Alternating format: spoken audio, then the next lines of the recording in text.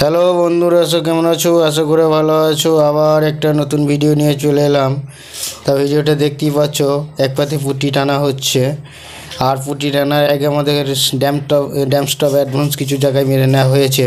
এখানে কিছু কিছু জায়গায় ড্যাম ছিল, ওই কারণে মেরে নিয়েছি। শুকিয়ে যাওয়ার পর তারপরে পুটিটা টানা হচ্ছে।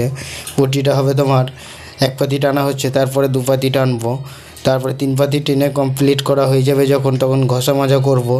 ঘষা মাজা করার পর ওয়াশ করে নেওয়ার পর তোমার প্রাইমার চাপাবো এক কোট করে। প্রাইমার এক কোট করে চাপানোর পরে তোমার পুরোনো যে পেপার থাকবে, পেপারটাকে মানে দেওয়ালে সব বুলোনো হবে। এ কারণে কিছু যদি বালি থাকে, বালিটা ঝরে যাবে। দিয়ে তারপরে তোমার কালার হবে এক কোট করে কালার চাপানোর পরে আমাদের চেক পুটি করা হয়।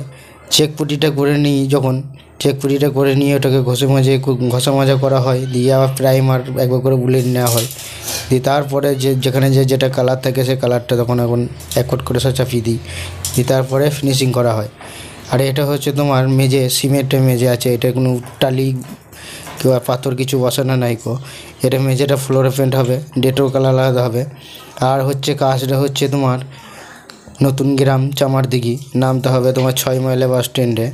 আর এটা পুট্টি আছে তোমার ওয়াটারপ্রুফ বার্জারে। প্রাইমার হবে সেলোর প্রাইমার। ভিডিওটা যদি ভালো লাগে লাইক কমেন্ট শেয়ার করবে, আর ভিডিওটা শেষ পর্যন্ত দেখতে থাকবে।